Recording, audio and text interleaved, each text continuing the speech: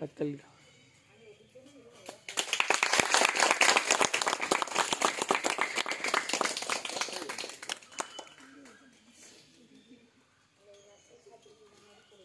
একটু দাঁড়িয়ে যা দুজন, এই মেয়েটি আসছে।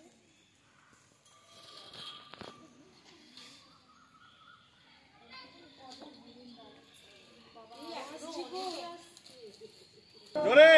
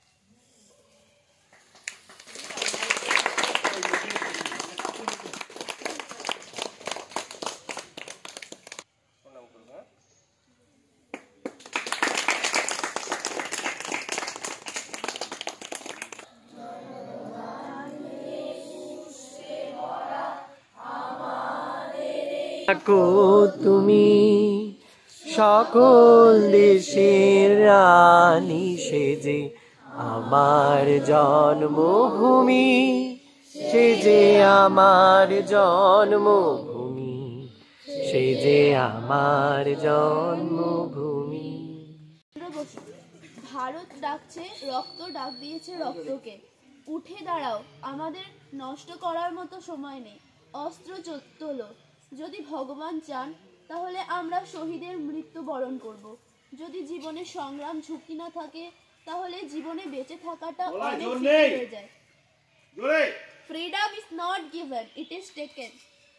আজ 23শে জানুয়ারি ভারতের স্বাধীনতা সংগ্রামের এক চিরস্মরণীয় নাম নেতাজি সুভাষচন্দ্র বসুর জন্ম জয়ন্তী। নেতাজি জয়ন্তী উপলক্ষে আয়োজিত আজকের এই অনুষ্ঠানে উপস্থিত প্রধান অতিথি, বিশেষ অতিথি, সম্মানিত আমন্ত্রিত অতিথিবৃন্দ, শিক্ষক শিক্ষার্থী ও সুধীমণ্ডলী সকলকে স্বাগতম। গভীর শ্রদ্ধায় স্মরণ করছি স্বাধীনতা সংগ্রামের সাথে জড়িত সকল সংগ্রামী মানুষকে, যাদের আত্মত্যাগের কারণে ভারত 200 বছরের পরাধীনতা থেকে মুক্ত হয়েছে। শুধুমাত্র দেশের স্বাধীনতা নয়, স্বাধীন দেশে স্বাধীনভাবে বেঁচে থাকার গুরুত্ব বরাবর তুলে ধরেছেন নেতাজি। আর সেই মর্মেই তিনি বলেছেন, স্বাধীনতা দেওয়া হয় না, ছিনিয়ে নিতে হয়। আর দেশের সংগ্রামের নিরিখে তার বার্তা ছিল, তোমরা আমাকে রক্ত দাও, আমি তোমাদের স্বাধীনতা দেব। নেতাজি সুভাষচন্দ্র বসু নামের মধ্যেই জড়িয়ে রয়েছে এক বুক চাপা আবেগ। সাহসী এই বঙ্গ সন্তানকে ঘিরে যে সমস্ত অধ্যায় লেখা হয়েছে তার একাংশ, যেমন যুদ্ধের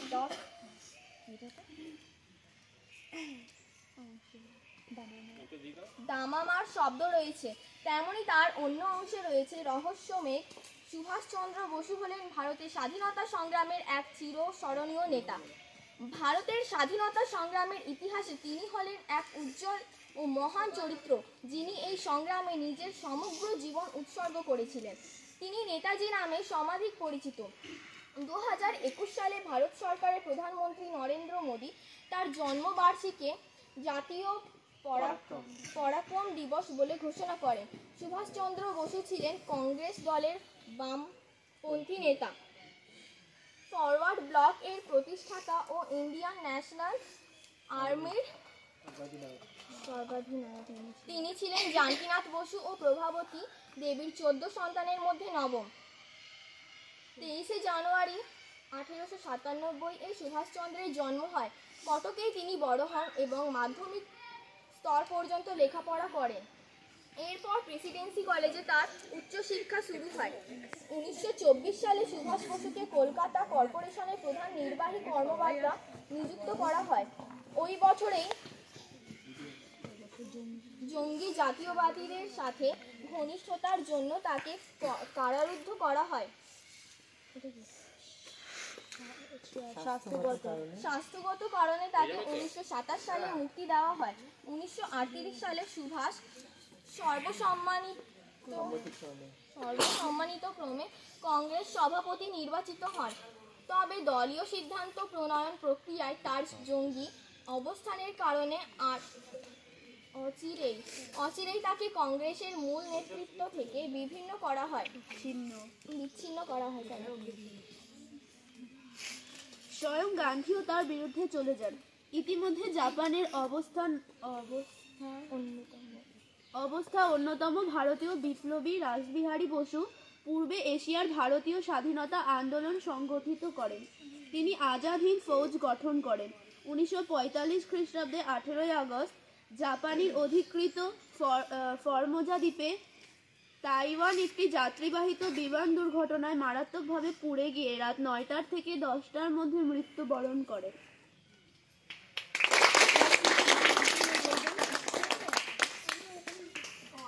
শিক্ষক মহাশয় শ্রী অজয় স্যারকে কিছু বলবার জন্য, মূল্যবান বক্তব্য পেশ করার জন্য আমরা অনুরোধ জানাই। যা তুমি যা, তোমাকে কিছু বলো।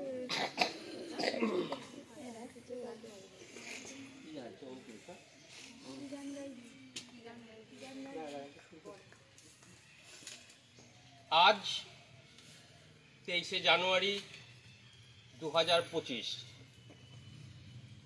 আমরা উপস্থিত আমাদের প্রিয় বিদ্যালয় সাহাগঞ্জ ডানলপ উচ্চ বিদ্যালয়ের মাঠে। আমাদের আজকের এই সমবেত হওয়ার উদ্দেশ্য আমাদের প্রিয় দেশনায়ক, কি নাম? নেতাজি সুভাষচন্দ্র বোস। একদম আমাদের সকলেরই প্রিয় নায়ক নেতাজির 129তম জন্মদিবস। মনে থাকবে কততম? 129তম। বেশ। নেতাজি সুভাষচন্দ্র জন্মগ্রহণ করেছিলেন 1897 সালের 23শে জানুয়ারি। তার পিতার নাম, মাতার নাম, তার শহর, এগুলো আমরা ছোটবেলা থেকে একই সঙ্গে পড়ে আসছি, আর আওড়ানোর দরকার নেই। তো প্রতি বছরই আমরা এই দিনটা শ্রদ্ধার সঙ্গে পালন করি। আমরা প্রত্যেকেই নেতাজির কর্ম ইত্যাদি অল্প বিস্তর পরিচিত, কিন্তু আমরা প্রতি বছর অনেক লোক আছে তাদের আমরা মনে রাখি না, কিন্তু নেতাজি, স্বামীজি এই ধরনের যে ব্যক্তিত্বগুলো আছে প্রতি বছর আমরা তাদের স্মরণ করি। তার কারণ কি কারণে আমরা স্মরণ করি? তার কারণ তাদের কর্মের মাধ্যমে তারা আমাদের হৃদয় জিতে নিয়েছে, আমাদের হৃদয়ে একটা চিরকালের জন্য জায়গা করে নিয়েছে। এই ব্যক্তি চাইলেই ব্রিটিশ আমলে তিনি ব্রিটিশদের অধীনে একটা সরকারি চাকরি নিয়ে জীবনটা খুব স্বাচ্ছন্দ্যে কাটিয়ে দিতে পারতেন। তিনি আইসিএস পরীক্ষায় 2য় স্থান পেয়েছিলেন। তো তিনি সেই সম্পূর্ণ স্বাচ্ছন্দ্য একদিকে ফেলে তিনি নিজেকে নিয়োজিত করেছিলেন ভারতবর্ষের স্বাধীনতার জন্য এবং ভারতীয়দের স্বাচ্ছন্দ্যের জন্য। নিজের স্বাচ্ছন্দ্যকে তিনি বিসর্জন দিয়েছিলেন। এই যে আত্মত্যাগ সাধারণ মানুষের পক্ষে করা কখনোই সম্ভব নয়। তো এই আত্মত্যাগের কারণে এবং তার পরবর্তী যে সংগ্রাম তিনি করেছিলেন, তিনি জানতেন প্রতি পদে আমার জীবনের ঝুঁকি আছে, কিন্তু তিনি দ্বিতীয়বার ভাবেননি এই পদক্ষেপ গ্রহণের জন্য। নেতাজি সুভাষচন্দ্র তার চরিত্র সম্পর্কে যদি আমরা জানতে চাই, তার চরিত্রের গভীরতা কতদূর, গাম্ভীর্য কতদূর, একটা ছোট্ট গল্প বললেই তোমরা বুঝতে পারবে। নেতাজি যখন তার গৃহের মধ্যে আটক রয়েছে ব্রিটিশদের দ্বারা, 1941 সালে তাদের চোখে ধুলো দিয়ে পালিয়ে গেলেন। এই গল্প আমরা সবাই জানি, তাই তো? কিন্তু তিনি সেখান থেকে পালিয়ে বিভিন্ন দেশ হয়ে যখন নিজের শক্তি সঞ্চয় করছেন যে ব্রিটিশদের ওপরে আমাকে আঘাত হানতেই হবে। কারণ একটু আগেই আমরা কি জানলাম, ওরা যখন প্রবন্ধ পাঠ করলো, freedom is not given, it is taken. তার মানে স্বাধীনতা তোমায় কেউ দেবে না, স্বাধীনতা কি করতে হবে, ছিনিয়ে আনতে হবে। এইখানে কোনো কম্প্রোমাইজ নয়, ঠিক? তো তিনি বিভিন্ন দেশ ঘুরে, তখন জার্মানির বিশ্ব কামানো নেতা ছিল যার নামে বিশ্ব কাঁপতো, তখন ছিলেন হিটলার। ঠিক আছে, যে কেউ হিটলারের সঙ্গে দেখা করতে পারতো না, নেতাজি তার সঙ্গে দেখা করতে গেল। ছোট্ট একটা গল্প বলছি, শোনো, তাহলেই বুঝতে পারবে তার চরিত্রের দৃঢ়তা কতদূর, তার দূরদৃষ্টি কতদূর। হিটলারের সঙ্গে দেখা করতে গেল, হিটলারের প্রতি যে চরিত্র বা তার মতন দেখতে আরো 3-4 জন তিনি রেখে দিয়েছিলেন তার নিজের সুরক্ষার জন্য। ঠিক আছে, তো একটা ঘরে নেতাজিকে বসতে বলা হলো, আচ্ছা আপনি বসুন, হিটলার আসছেন। একজন এলো, হ্যাঁ সুভাষ বাবু কেমন আছেন? তিনি কি উত্তর দিলেন, আপনি যান আপনার বসকে পাঠান। দ্বিতীয়জন আবার এলো, হ্যাঁ সুভাষ বলো, আপনি যান আপনার বসকে পাঠান, বস ছাড়া আমি কথা বলবো না। তৃতীয়জন আসলো, নেতাজি তখন চেয়ারে বসা, তৃতীয়জন আসলো, নেতাজির ঘাড়ের হাতে, হ্যাঁ বলুন। নেতাজি উঠে দাঁড়ালেন যে আপনার সঙ্গে আমার কিছু গুরুত্বপূর্ণ কথা আছে। তখন তিনি বললেন, আচ্ছা আমার আগে তো আরো 2 জন এসেছিলেন, আপনি কি করে জানলেন, কি করে বুঝলেন আমি আসল হিটলার? তিনি বলেছিলেন, ভারতীয় এই সিংহের কাঁধে হাত দেওয়ার ক্ষমতা একমাত্র হিটলারই আছে। বোঝা গেল? তো এই দৃঢ়তা তার মধ্যে ছিল বলেই কিন্তু তিনি আজকে এত সফল। তার থেকেও যেটা গুরুত্বপূর্ণ, যে তিনি পদের মায়া করেননি। আমি ভারতবর্ষ স্বাধীন করব, ভারতবর্ষের প্রধানমন্ত্রী হব, রাষ্ট্রপতি হব, কখনোই তার মাথায় ছিল না। তার মাথায় একটাই চিন্তা ছিল, কি? দেশ স্বাধীন করতে হবে। আমার দেশের এত যে নাগরিক আছে, আমার ভাই বোন আছে, তারা যেন নিশ্চিন্তে নিরাপদে বসবাস করতে পারে, তার উপযুক্ত ক্ষেত্র আমি তৈরি করে দিয়ে যাব। তার জন্য তিনি ডাক দিয়েছিলেন, তোমরা আমায় একদম। আজকের দিনে আমরা যদি এই ধরনের ব্যক্তিত্বদের প্রতি শ্রদ্ধা না দেখাই, তাহলে সেটা আমাদের মহা পাপ হবে। কিন্তু আমরা সেই পাপের পথে আমরা হাঁটি না, আমরা তাদের প্রতি শ্রদ্ধা দেখাই, তাই তো? তো কিভাবে আমরা শ্রদ্ধা প্রদর্শন করতে পারি এই মহান ব্যক্তিত্বদের প্রতি? আজকে যদি আমি চাই আমি দেশের স্বাধীনতার জন্য লড়াই করব, জীবন দেবো, ব্রিটিশ মারবো, সেই তো ক্ষেত্র আজকে আমাদের কাছে প্রস্তুত নেই। কিন্তু আমরা প্রত্যেকেই তো দেশকে ভালোবাসি, দেশের প্রতি আমরা কিছু করতে চাই। কিভাবে করতে পারবো? আমাদের ভালো কর্ম, দায়িত্ব গ্রহণ করতে হবে, নিয়মানুবর্তিতা মানতে হবে, ডিসিপ্লিন রাখতে হবে, তাই তো? আর আমাদের যে কর্তব্য পালন করতে হবে। আজকে আমরা কর্তব্য পালনের মাধ্যমে আমরা দেশের প্রতি আমাদের প্রেম প্রদর্শন করতে পারি। বাবা মায়ের কথা শুনতে হবে, তাদের প্রতি শ্রদ্ধা রাখতে হবে, গুরুজন যারা আছে, কারণ এই ভারতবর্ষই তিনি স্বপ্ন দেখেছিলেন। তো আমাদের এই ব্যাপারগুলো মাথায় রাখতে হবে। আর আজকের গুগলের যুগে, ইন্টারনেটের যুগে ছোট্ট ছোট্ট তথ্য, নেতাজির জন্ম কত সালে, তার বাবার নাম কি, মায়ের নাম কি ইত্যাদি আমরা যখন তখন সার্চ করব, পেয়ে যাব। কিন্তু তিনি কি উদ্দেশ্যে এত বড় আত্মত্যাগ করেছিলেন, এইটা আমাদের সব সময় ভাবতে হবে, যেটা আমরা গুগলে সার্চ করলে পাবো না। এটা আমি আমার মতন করে ভেবে নিতে পারবো। আমাকে নিজেকে উদ্ভাবন করতে হবে এই চরিত্রটা কি চেয়েছিল, এবং আমাদের সেই পথে নিজেদের মতন করে অগ্রসর হতে হবে, যাতে আমরা নিজেরা সফল হই এবং তারপরেও আমরা যাতে আমাদের দেশকে এগিয়ে নিয়ে যেতে সাহায্য করতে পারি, এবং যতদূর আমার পক্ষে সম্ভব সেটা করতে পারি, তবেই তাদের প্রতি আমাদের শ্রদ্ধা প্রদর্শন হবে। তো আমি আশা রাখবো আমার প্রিয় ছাত্রছাত্রীরা এই যে তার চরিত্রের মাধ্যমে এই শিক্ষাগুলো অর্জন করবে এবং তার দেখানো পথে চলবে, তাহলেই আমরাও খুব খুশি হব।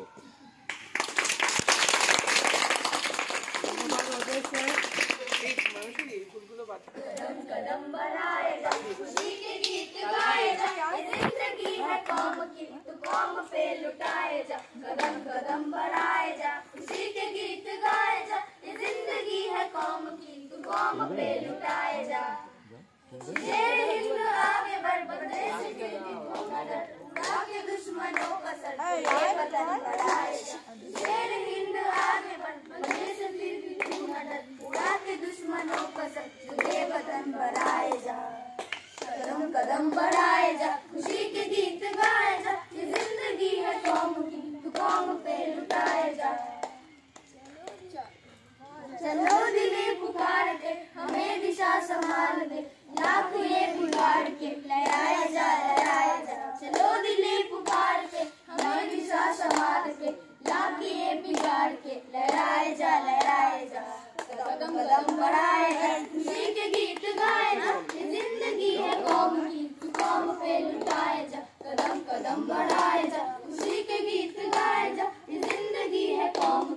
कॉम पे लुटाए जा। তাহলে তোমার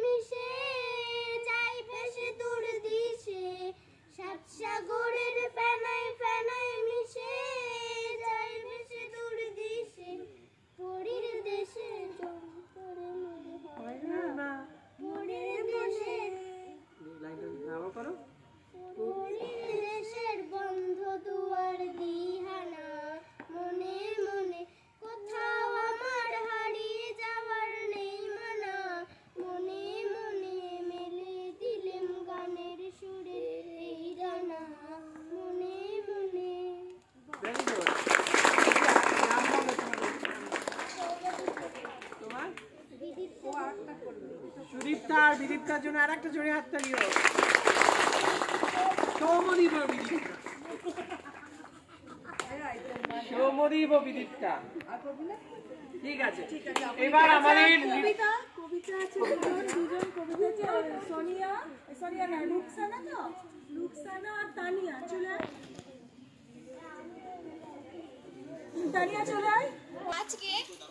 আজকে তোমার জন্মদিন 23শে জানুয়ারি। শ্রদ্ধার সাথে ভক্তি ভরে প্রণাম তোমাকে করি। ভারত মাতার পরাধীনতায় কেঁদেছিল প্রাণ, দেশের জন্য করলে তাই নিজের জীবন দান। আজাদহীন ফৌজ বললে দেশ স্বাধীনের জন্য, বীর বাঙালি সুভাষ বসু জীবন তোমার জন্য। তোমরা আমাকে রক্ত দাও, আমি দেব স্বাধীনতা। তোমার মুখে শুনেছিলাম দেশ স্বাধীনের কথা। তোমাদের এই স্বাধীনতা সে তো তোমার দান, ভারতীয়তায় আমি গেয়ে যাই তোমার জয়গান। जिंदाबाद ये वतन, कि जिंदाबाद ये वतन, मेरी कलम हिंदुस्तान लिखती है। कि जिंदाबाद ये वतन, मेरी कलम हिंदुस्तान लिखते हैं।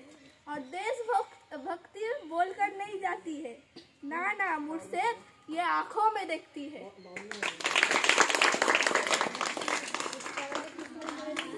শ্রেণীর এবং দশম শ্রেণীর ছাত্রীদের নৃত্য পরিবেশন। ওই তুই কোথায় যাচ্ছ?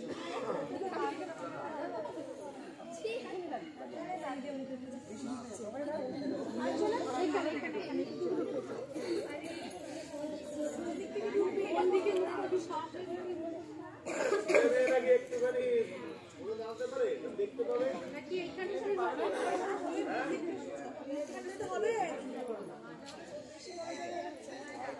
ছেলে মেয়ে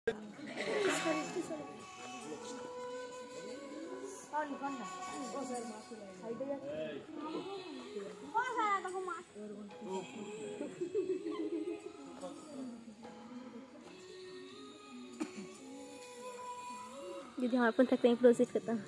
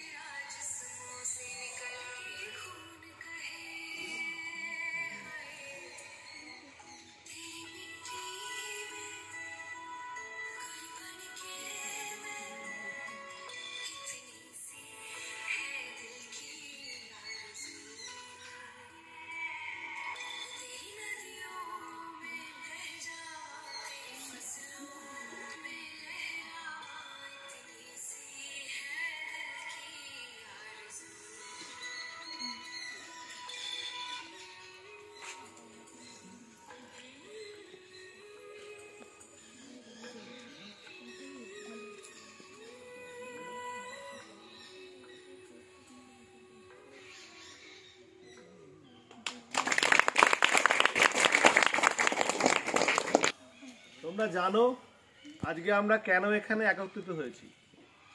আমাদের নেতাজি সুভাষচন্দ্র বসু তার জন্মজয়ন্তী উপলক্ষে আমাদের আজকে এখানে একত্রিত হওয়া।